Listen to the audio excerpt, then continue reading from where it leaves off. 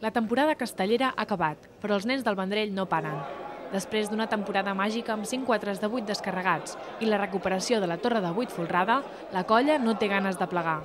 Les darreres setmanes han servit per convertir els assajos de divendres en tallers dirigits al jovent que al llarg d'aquest any s'ha incorporat a la colla.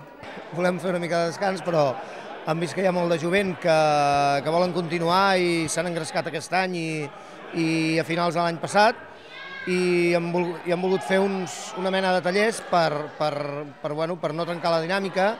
Vaig començar anant a fer pinya al concurs de castells i un dia vaig vindre aquí a l'assaig, em van fer pujar un cop i ja m'ha agradat.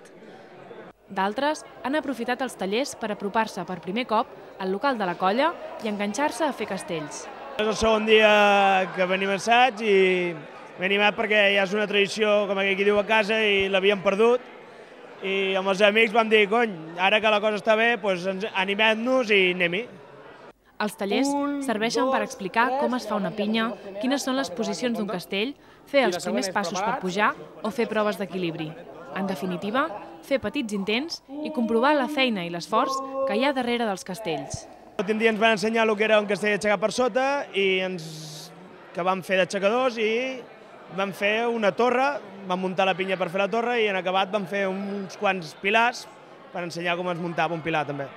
Qualitats castelleres s'ha de dir que tothom en té, perquè des de la gent més xica, més petita, que poden ser la canalla, després gent que potser d'estatura són baixets, ens van molt bé de crosses, o poden pujar, gent més corpulenta o gent més alta i més prima que pot anar a la pinya de vent. Qui vulgui formar part dels nens del Vendrell haurà d'esperar fins al mes de gener, quan la colla començarà a preparar l'actuació de les decenals de Valls, una festa que reunirà 54 colles amb més de 6.400 castellers procedents de Catalunya, les Balears i la Catalunya Nord.